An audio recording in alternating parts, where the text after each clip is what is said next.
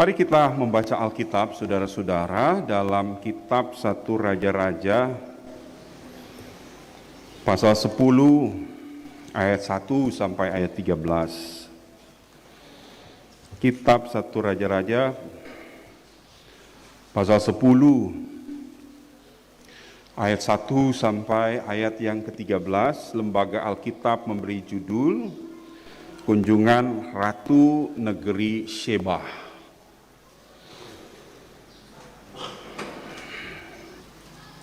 Ketika Ratu Negeri Sheba mendengar kabar tentang Salomo berhubung dengan nama Tuhan, maka datanglah ia hendak mengujinya dengan teka-teki. Ia datang ke Yerusalem dengan pasukan pengiring yang sangat besar, dengan unta-unta yang membawa rempah-rempah, sangat banyak emas dan batu permata yang mahal-mahal.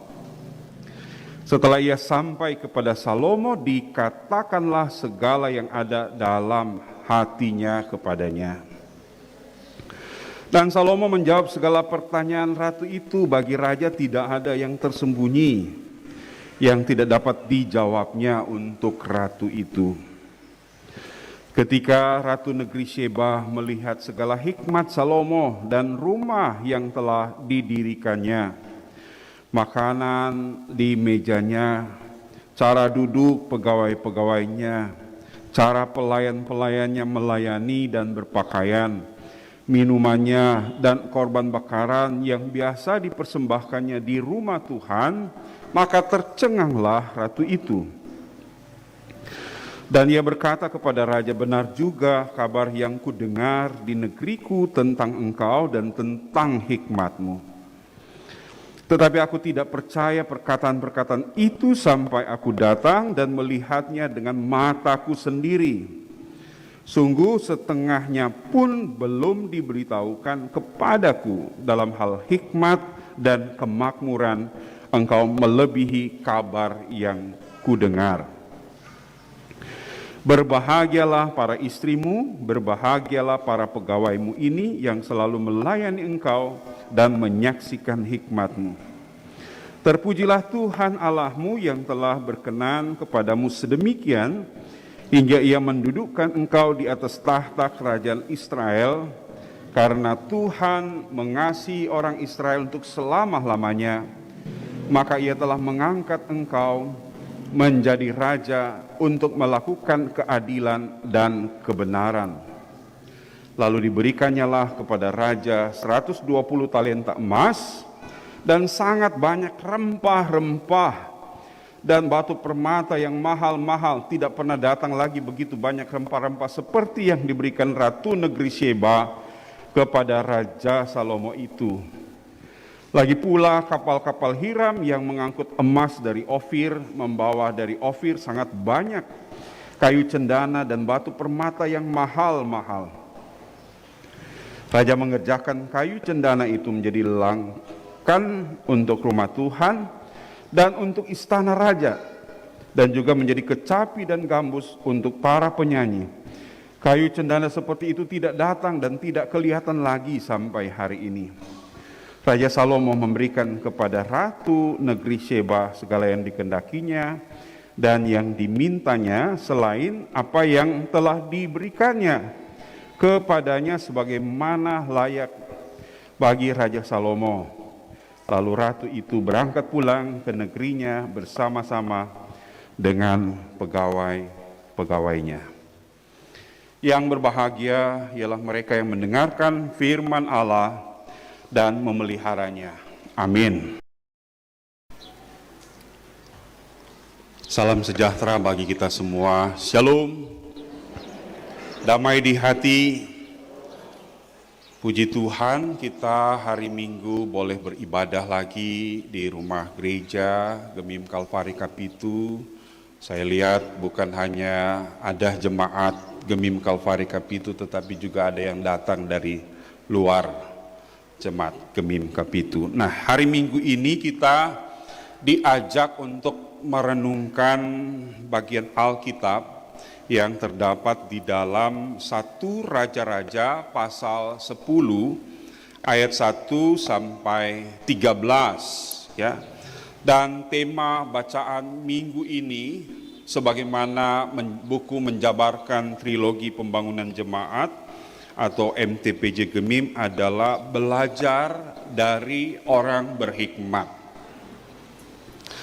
Saudara-saudara yang dikasihi Tuhan, sudah menjadi pendapat umum bahwa manusia adalah makhluk yang belajar. Ya. Dalam hal ini saudara-saudara, manusia mau belajar apa saja dalam rangka menjawab ketidaktahuan tentang sesuatu hal. Ya. Dan dalam belajar ini, ya, ada belajar secara formal melalui pendidikan teknis, melalui lembaga-lembaga pendidikan, tetapi juga ada melalui atau secara non formal, ya. Di luar formal, ini melalui pengalaman hidup sehari-hari, tetapi juga dengan melihat pengalaman orang lain, ya. Dan tentunya ini dalam rangka menjawab ketidaktahuan, menjawab untuk memperbaiki hidup, untuk merubah diri dari yang tidak bisa menjadi bisa. Ya. Sebab itu ada ungkapan bijak, ya, long life education. Ya. Belajar adalah sebuah proses yang berlangsung sepanjang hidup. Ya. Proses yang berlangsung secara terus-menerus. Nah, saudara-saudara, bagi manusia belajar itu sangatlah penting. Ya. Demikian pula kita sebagai orang beriman, orang percaya, kita bisa mempelajari banyak hal, ya. Dalam hal ini, saudara-saudara, sehingga kita bisa disebut ahli atau pandai, sekalipun pandai di sini bukan sekedar atau terlihat ada gelarnya, ya.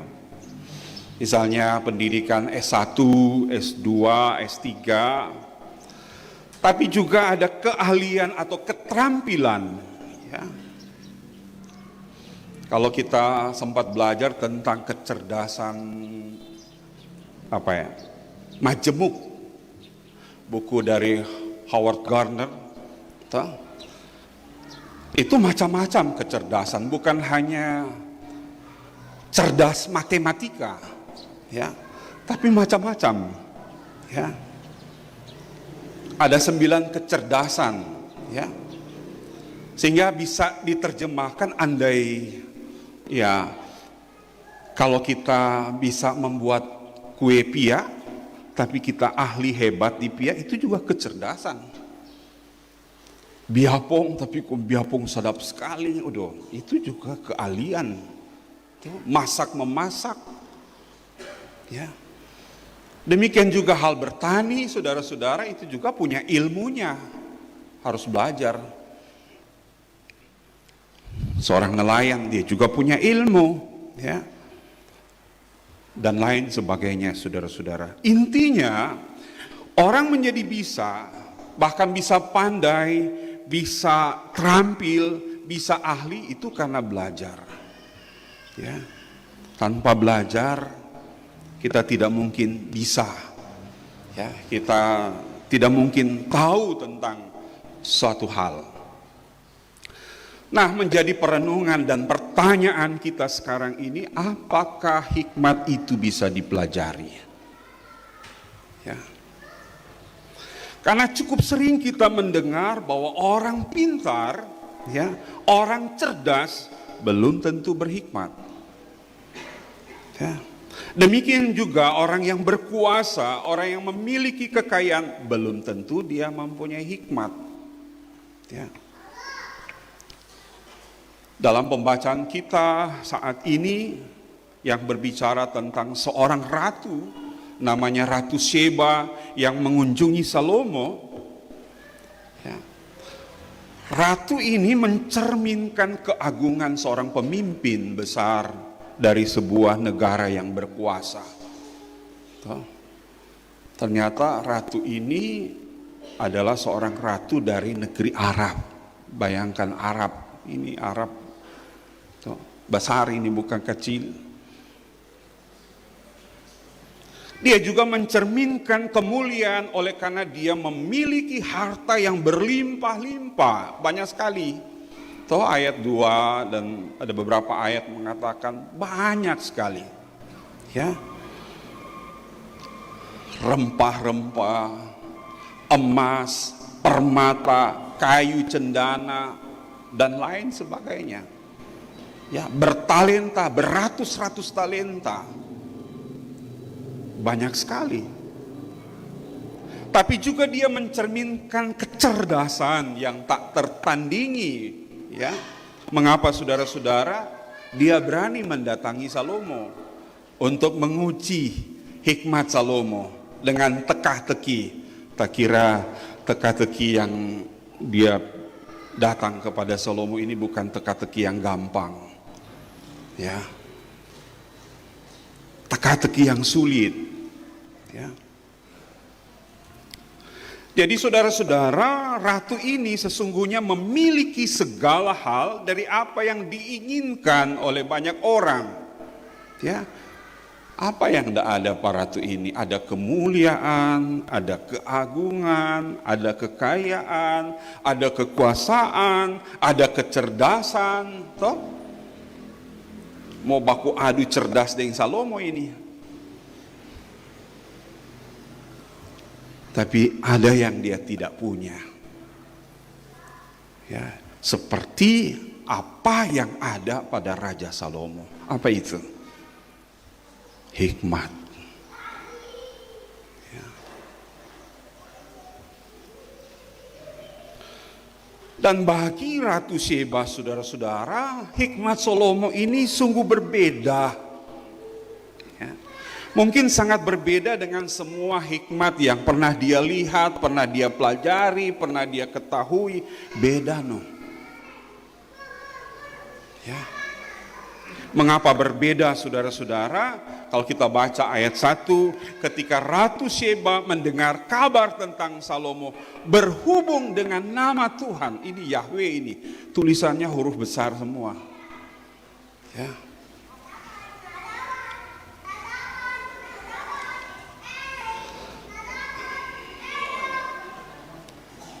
Ya, minta anak-anak duduk dulu ya, manis-manis. Payap. Apa artinya saudara-saudara? Ya. Jadi sini bukan reputasi Salomo ternyata yang ditonjolkan. Tetapi siapa yang ada di balik Salomo? Dengan kata lain, siapa yang disembah Salomo? Sehingga dia mempunyai hikmat yang berbeda, yang melampaui dari apa yang diketahui oleh ratu ini. Ya. Dan ini terjawab saudara-saudara di ayat 9 dan 10. Ya. Terpujilah Tuhan Allah yang telah berkenan kepadamu sedemikian. Ia mendudukkan engkau di atas tahta kerajaan Israel. Karena Tuhan mengasihi orang Israel untuk selama-lamanya, maka ia telah mengangkat engkau menjadi raja untuk melakukan keadilan dan kebenaran. Ya, luar biasa. Ini dari Ratu Sheba muncul ucapan pengakuan bahwa Allah lah yang mengaruniakan segala karunia, baik pengetahuan, pengertian kepada Salomo untuk melakukan keadilan dan kebenaran. Ya. Ya. Jadi untuk hikmat ini saudara-saudara, ini mengingatkan kita tentang harapan Yesaya, tentang seorang yang dikaruniai oleh roh dari Allah. Kita bisa baca dalam Yesaya pasal 11 ayat 2. Ya, roh Tuhan akan ada padanya, roh hikmat dan pengertian, roh nasihat dan keperkasaan, roh pengenalan dan takut akan Tuhan. Ya.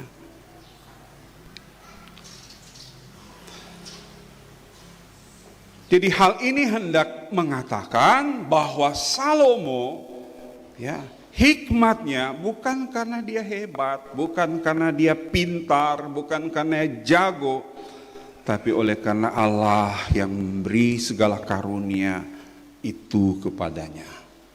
Ya. Ya. Nah, bagaimana hikmat Salomo itu ditunjukkan, saudara-saudara? Itu digambarkan dalam dua hal pembacaan kita. Yang pertama, kedalaman pengetahuan dan kemampuan berkata-kata. Ayat 3, Salomo menjawab segala pertanyaan ratu itu. Ya. Jadi ada proses tanya jawab, ya. Ya, Bobadiang Salomo bicara, toh. Ya. Tapi juga ada pengetahuan, ya. Dan yang kedua, sebagaimana yang disimpulkan di dalam ayat 4 dan 5, apa di situ dikatakan? Ini Ratu Sheba, dia lihat rumah yang didirikannya, makanan di mejanya, cara duduk pegawainya, pelayanannya melayani, berpakaian, korban persembahan dan lain sebagainya. Apa artinya, saudara-saudara? Ya.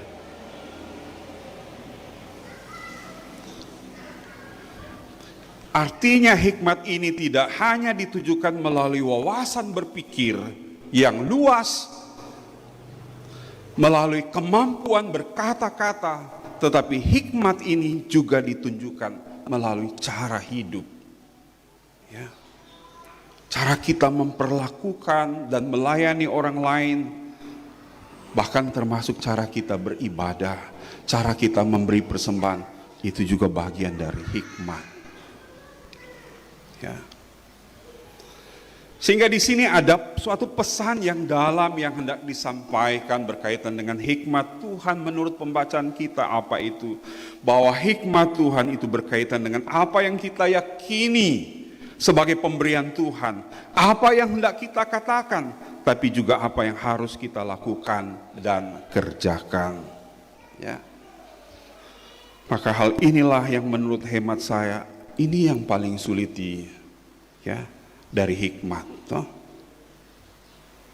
Yang berbeda dengan pengetahuan dan kecerdasan orang pada umumnya, yang membuat Ratu Sheba sedemikian kagum sehingga dia memuji Tuhannya Salomo. Yakni karena hikmat Tuhan, dia tidak hanya berbicara sekedar menunjukkan kepandaian, menampilkan kemampuannya berkata-kata, tapi hikmat juga tampak pada kemampuan dalam memberikan solusi, ya, atas masalah-masalah yang dihadapi. Kemampuan menata, kemampuan mengatur, ya, dalam rangka menjadi lebih baik, dan kemampuan memberdayakan dan lain sebagainya, ya, yang dikerjakan dengan baik dan benar. Saudara-saudara yang dikasihi Tuhan, dari bagian ini ada 4 hal yang dapat kita renungkan untuk kita pelajari bersama. 1, saudara-saudara, sumber hikmat itu berasal dari Allah. Ya, seorang dapat mempelajari pengetahuan yang sebanyak-banyaknya, tapi belum tentu dia memiliki hikmat. Ya. Karena hikmat itu adalah pemberian atau karunia Allah yang diperoleh melalui hidup yang mengenal akan Tuhan Allah. Makanya Amsal 1 ayat 7, nas pembimbing kita, takut akan Tuhan adalah permulaan pengetahuan. Ya. Hidup di dalam Tuhan. Seorang juga bisa memiliki pengetahuan sepanjang hidupnya. Tapi kalau bicara hikmat, hikmat itu bisa datang, bisa juga pergi, menjauh dari kita. Ya. Ingin buktinya, baca 1 Raja-Raja pasal 9 ayat 4 sampai 7. Mengenai engkau, jika engkau hidup di hadapanku sama seperti Daud ayahmu, dengan tulus hati dan dengan benar, dan berbuat sesuai dengan segala yang kuperintahkan kepadamu, dan seterusnya. Ya. Mungkin orang baca ini ayat 1 Raja-Raja pasal 9. Tuh.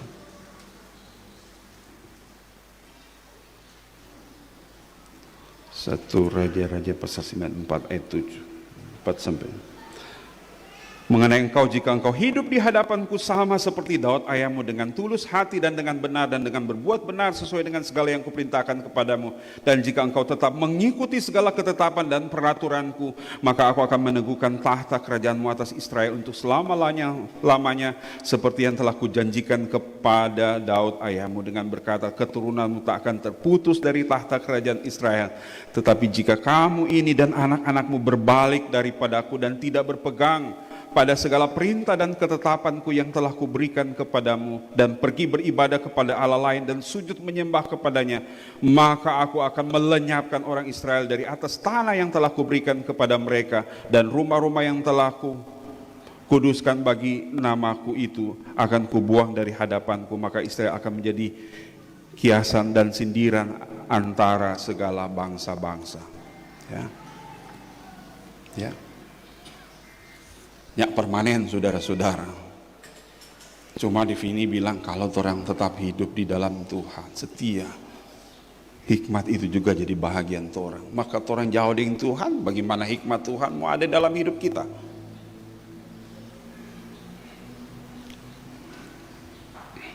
Yang kedua saudara-saudara, dalam kitab 1 Raja-Raja pasal 10 ini, Ratu Sheba menunjukkan kepada kita bahwa kekayaan, kemakmuran, dan pengetahuan manusia itu bukan segala-galanya. Ya. Dan melalui Salomo, sang ratu ini menemukan makna hidup yang sebenarnya. Malah segala yang terbaik dia berikan kepada Salomo, oleh karena dia menyaksikan sendiri kuasa dan kekuatan di balik hikmat yang ada pada Salomo. Di mana Salomo memiliki segala kebijaksanaan, bukan karena dia hebat dan pintar, tapi karena dia memiliki Tuhan yang menjadi sumber segala kebijaksanaannya. Bapegang pa hikmat, jangan bapegang pa kekayaan. Kekayaan ini bisa habis, bisa hilang, bisa tabakar. Stres orang kalau tal bagantung pa kekayaan. Begitu le jabatan nyanda ada tuh jabatan, stres orang kalau orang tidak ada hikmat.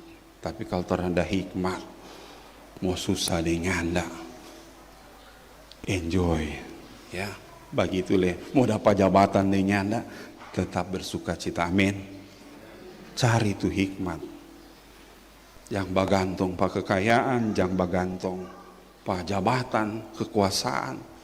Malah orang belajar dari Salomo, ketika dia bergantung pada Tuhan, justru dia diberkati hidupnya.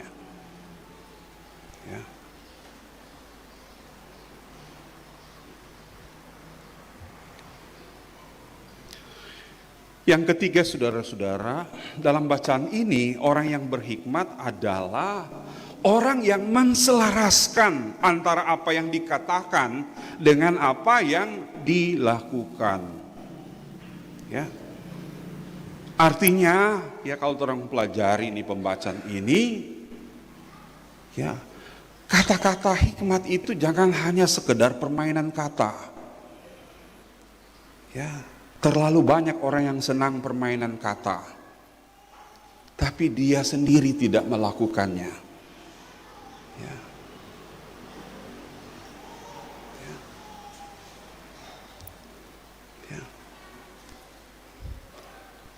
Banyak sekali, coba baca di medsos, ungkapan-ungkapan, bagus, entah dia baking atau orang lain baking. Tapi ada pertanyaan, apa kamu baking? Sehingga kamu pun menyampaikan itu pada orang lain. Karena seringkali orang membuat itu cuma for orang lainnya, tidak for diri sendiri. Sama dengan ada yang pendeta baca, selamat hari Minggu, selamat beribadah, posting le foto solama. di gereja, padahal yang bersangkutan tidak masuk gereja. Kenapa? Cuma for orang lain, nyandak for diri sendiri. Ya. Ini harus menjadi kritik, ya, bukan cuma kepada saudara-saudara, saya juga sebagai pendeta. Ya.